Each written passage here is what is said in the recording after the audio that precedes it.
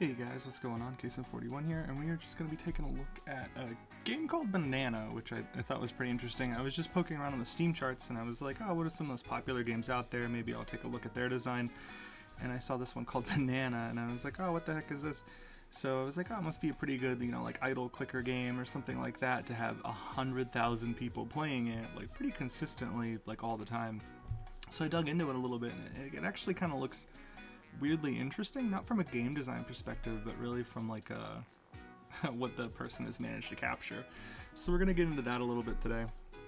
From a gameplay perspective, it is pretty simple. It's definitely your normal clicker game. I'm pretty lazy, so I actually have an auto clicker. So we're just gonna go ahead and do that.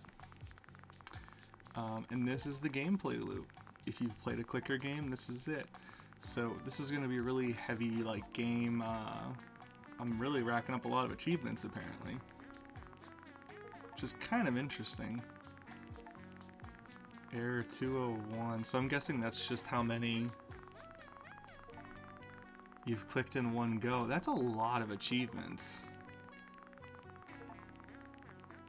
314. So I guess just consistently, like how many times you've clicked. Huh. Okay, but it's still going, so it's pretty much just memes, which is interesting. So we're just gonna keep letting those tick up.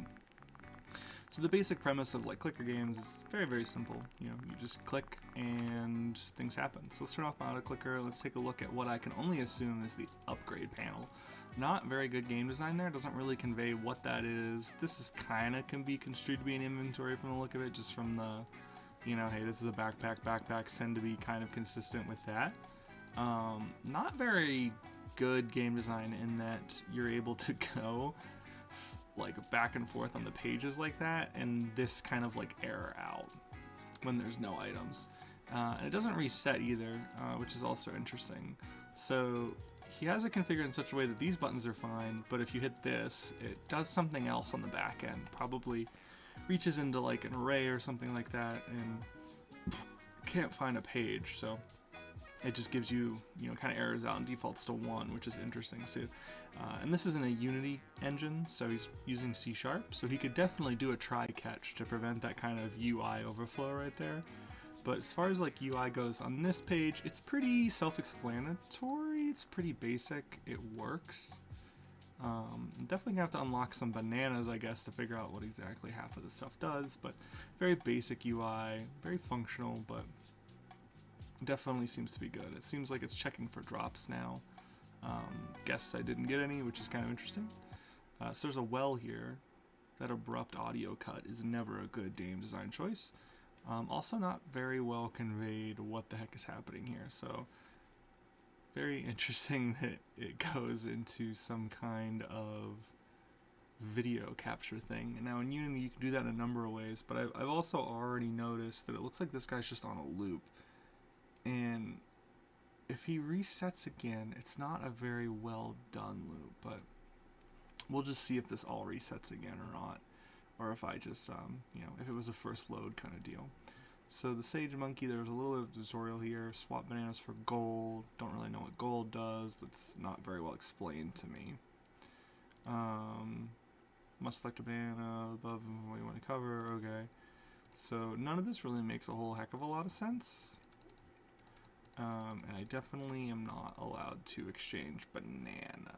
So interesting. Also back button up here, that seems to be fine. Interesting that it just resets you back to the scene. Not very good game design. If you're gonna do a design where you click on the person outside of all that glitchiness we just saw, which was probably him switching with the cameras, and also what we just saw right there, which was him resetting his animation.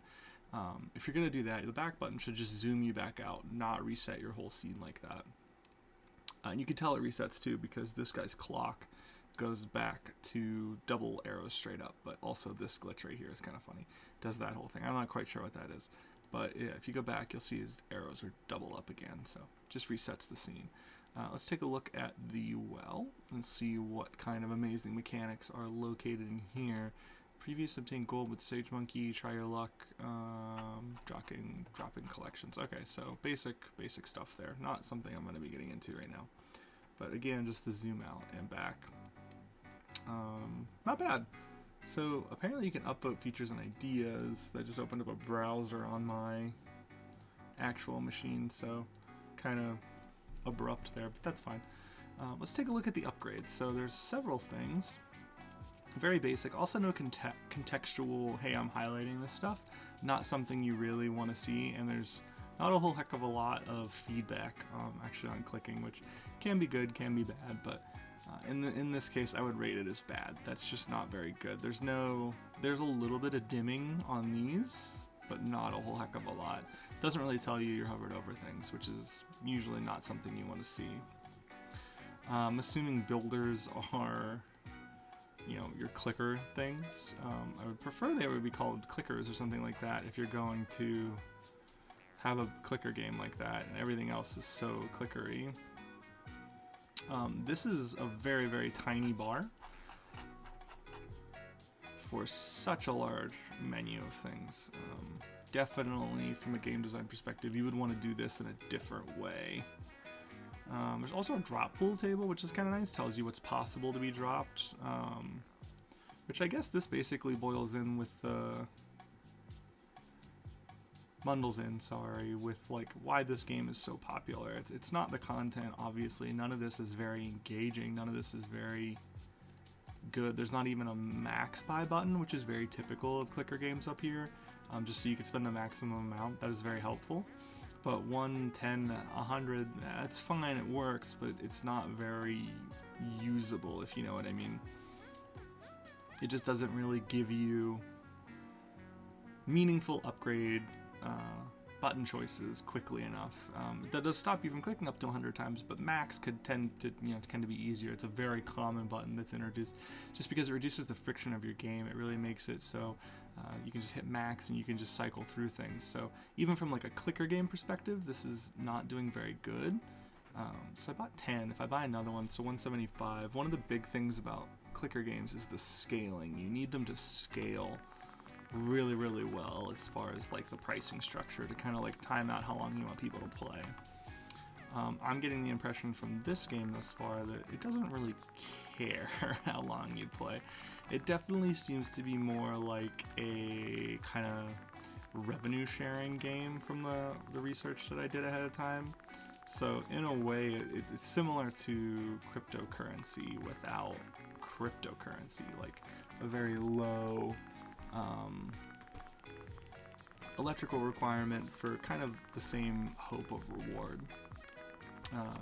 And that's all you're really doing is you're hanging out until these drops come in, hoping to get larger drops of bananas, and you're hoping that those bananas will actually be worth some money on the Steam marketplace and you'll make money.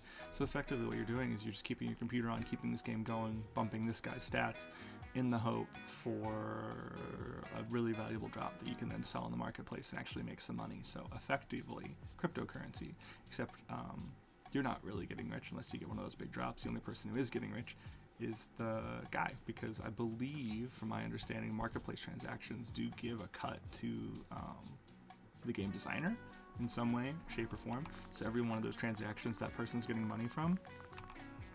It's a very, in my opinion, scummy way to do it, but it is definitely a valid, obviously very valid tactic for people to just, hey man, you go to work, you leave this game open, it gives you 3 hours or something, it drops a banana every 3 hours or something like that, and you just hope you get a couple bananas on your way to work. You know, you come home, maybe you've gotten that, $2,000 banana or whatever it's up to at this point.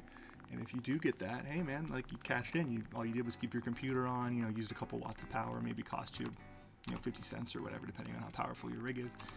And maybe you got lucky, and that's really all this person's banking on. And from just a game design perspective, this is one of the laziest clickers I've seen. So there really is no reason that people are playing this in bulk other than hoping for those drops. It's to the point that I don't even really want to extend this video very long, just because it is very boring content to watch.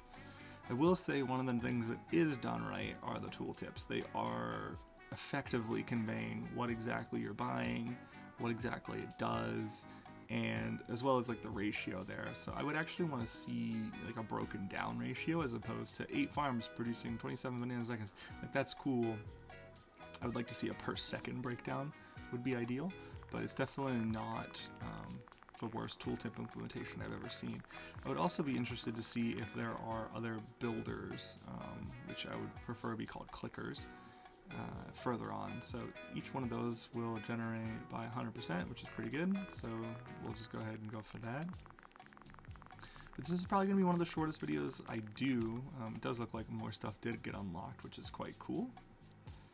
So it seems to be a non-comprehensive list, which is a perfectly fine game mechanic to hide things behind, certain checkpoints and stuff.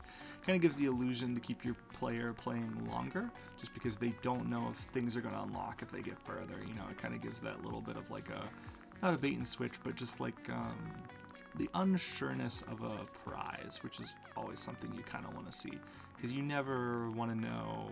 Sometimes you do, sometimes you don't. Like with upgrades and stuff, it makes a lot of sense to do that.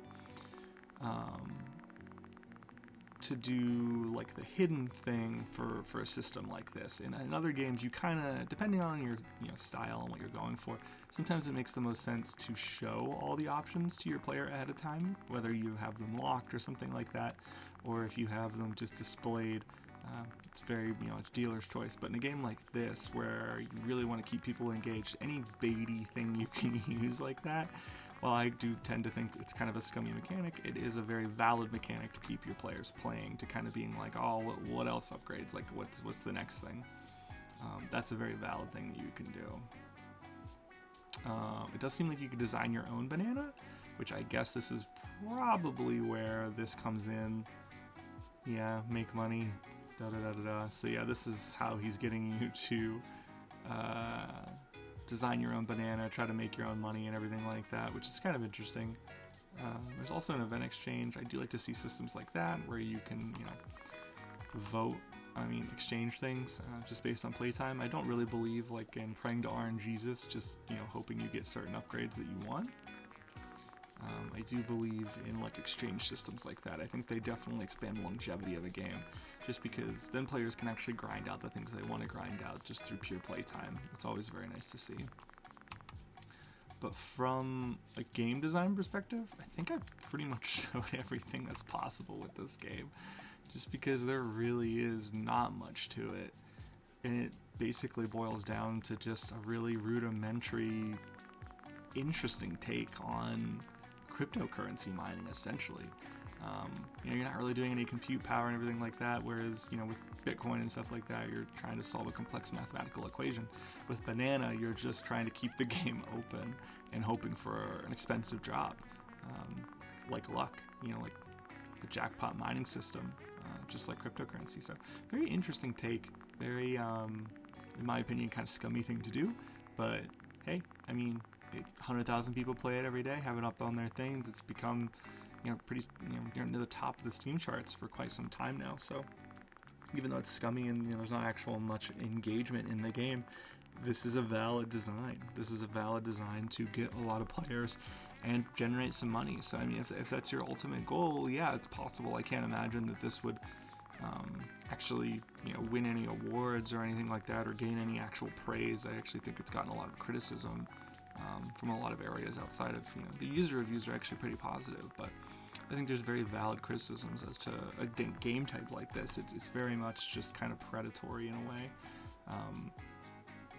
but it's not like it's chock full of ads or anything like that. So I'm assuming that's one of the reasons that it's actually rated kind of highly, is this person definitely could have squeezed more money out.